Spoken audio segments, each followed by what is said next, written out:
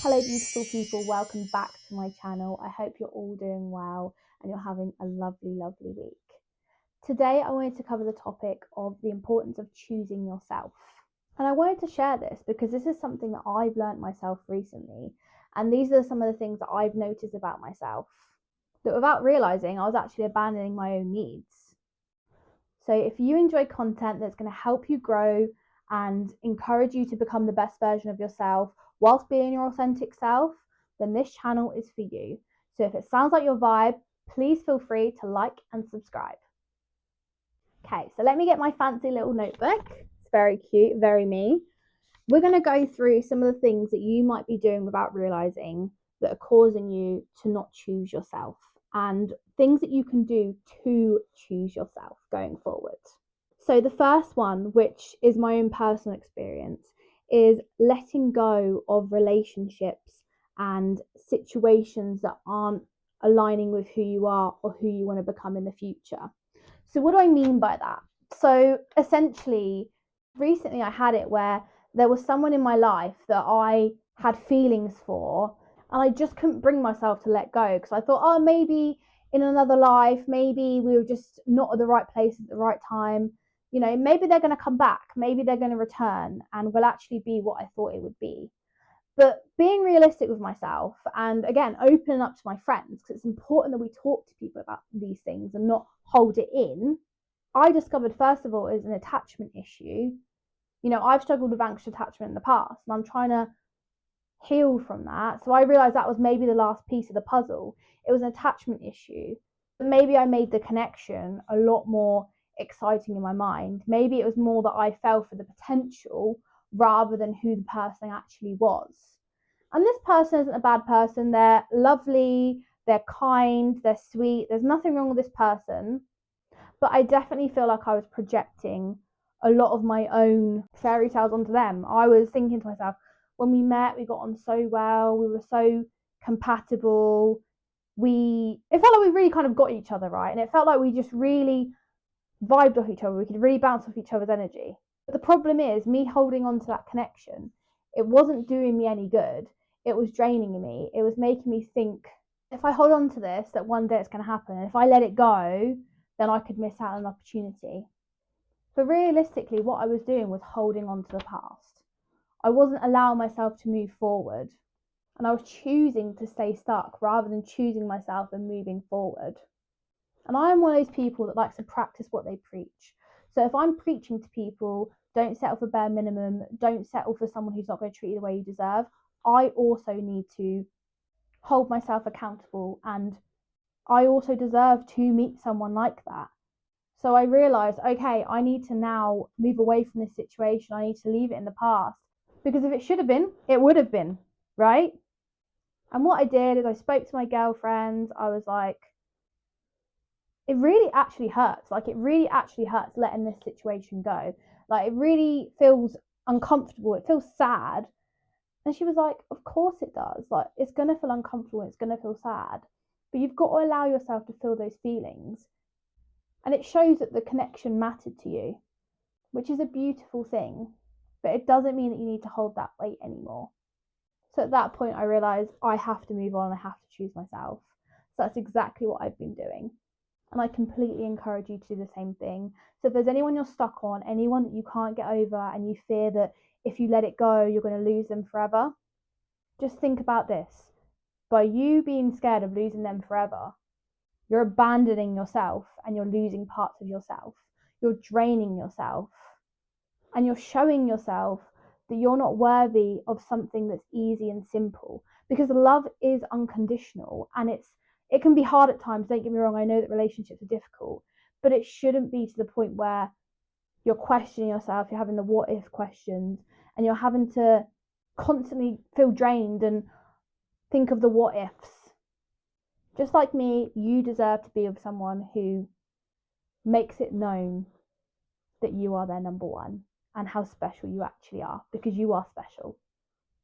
Another thing to do to choose yourself is personal growth. So saying no to obligations or things that drain you. You could be invited along to an event, something that your friend really wants to go to and is going, oh, please, can you come to this with me? But you just don't have any interest to go there, and you feel bad and you feel like you should say yes because you don't want to let your friend down. And I get it, right? If they really want to go and they're like, I'm going to be going by myself, I really want to go, will you come with me? You feel a level of responsibility. But that's not just your time. That's your time, that's your money, that's your energy. All of that stuff is expensive. And obviously there's nothing wrong with going on a limb for your friend, of course. But if it's something you really just don't want to do or you don't have the money for, there's nothing wrong with turning around and saying to that friend, I can't come because I don't have the money, or it's not my vibe, but I'd love to do this another time. You may feel like you're upsetting that friend and letting them down, and they might feel like that. But as I like to preach on this channel, someone else's feelings aren't your responsibility. Of course, you can be empathetic and you can try and understand those feelings, but don't abandon yourself just to make someone else happy. Because if they're a really good friend, they'll understand and they'll go, okay, no worries, and then they'll find someone else to go with. But it's a very hard thing to master, very, very hard thing to master. And another thing that I think is really important is going for your dreams. So you could be stuck in a career that's really not good for you, really not aligning for you, not making you feel happy. You know it's not the right step, and you might get the feeling that you want to move to another country, or you want to start up a side hustle or start up a new career.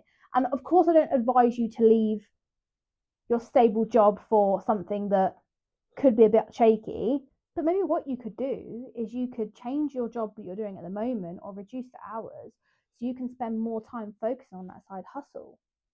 And there will be people in your life that want to protect you, that will say, don't do it, it's very dangerous, it's something that, 1 in a million people are going to do. But what happens if you're that 1 in a million? What happens if you actually achieve those goals? It's important to listen to yourself. It's important to know that you've got that dream for a reason. And you know what? If it doesn't work out, that's okay too. But also, if we look at it on the other side, what happens if it does work out? What happens if you achieve all those goals? Then you'll be so happy that you chose yourself, that you chose to follow your intuition, that you chose to listen to yourself. But leaps of faith are scary, I understand. And it's about doing it bit by bit. You don't just have to bite the bullet, but I definitely encourage you to strive for your dreams and go for what you want to achieve. Put yourself out there, because anytime something doesn't go your way or doesn't happen, it is a lesson, and you learn from it and you know how to approach it next time. And you might make mistakes along the way, but that's part of being human. We all mess up, because if we didn't mess up, then we're never going to learn. I think that's a very important topic. And the last important topic I think is so important is, if you have a need or you want to go solo traveling or you want to go on holiday and no one else wants to go with you, choose yourself. Go by yourself. Solo traveling is one of the most scary yet rewarding experiences you can ever do. I've done it 3 times. I've gone to Monaco, I've gone to Berlin, and I've gone to Santorini. And each time I have learned something different about myself. And it is the most empowering experience. You learn that you don't have to rely on someone. You learn that you can do so much on your own, that you're so, so powerful. And even if you are in a different country, trust me, if you can follow Google Maps, you're okay. And the growth is just so incredible. Like the most recent trip I took to Santorini, I learned to be so much more patient with myself. I learned to roll with the punches and just go with the flow. Because when you go by yourself, you want to make sure everything's planned, everything's in check, everything's perfect. But it doesn't work like that. You can have an itinerary, but it doesn't work like that. Because whether it's the bus that's not arriving at that time, whether it's that you arrive late, you don't wake up on time, there's going to be curveballs. But trust me, as soon as you get off that plane and you experience it by yourself and you walk out in that hot air or cold air, there's nothing like it. You just feel incredible. I would, of course, always encourage to make sure you stay somewhere that's rated safe. I always like to stay close to the airport, because I find that if I am traveling or something in the day or wanted to go somewhere further away from the airport, I can leave my bags at that hotel. And then that means I go back to the hotel, grab my bags, go to the airport. I also think if you're a woman, it's important to go to a place that's safe for you and that you feel comfortable around. So just do your research beforehand. But again, if you feel the need to solo travel, I 100% encourage it, because it's such a rewarding, amazing experience, and you will grow beyond belief. And it helps with fear as well. It helps you not feel so scared to do things because you've realised, hang on, I've jumped on a plane and I've gone to another country by myself. Bad B energy, guys. Bad B energy. So I'm really hoping that this video has helped you understand why it's so important to choose yourself, why abandoning your own self and your needs is not going to help you in the long run. You're never going to miss out on an opportunity if it's meant for you. What's meant for you is not going to pass you by. And if it drains you, as hard as it is, process it, grieve it. Don't judge yourself for it. Because again, we all think to ourselves, we should be over this. Why am I feeling like this? It wasn't even that long, but it meant something to you. It was important to you. So that's all that matters. And once you practice this, once you use this as a way of life, I really feel like it's going to help. And anyone that listens to my videos, you all deserve to live a happy, healthy life where people love you, choose you, respect you, and encourage you to become the best version of yourself. So I hope you enjoy the rest of your day, and ciao for now, Bellas.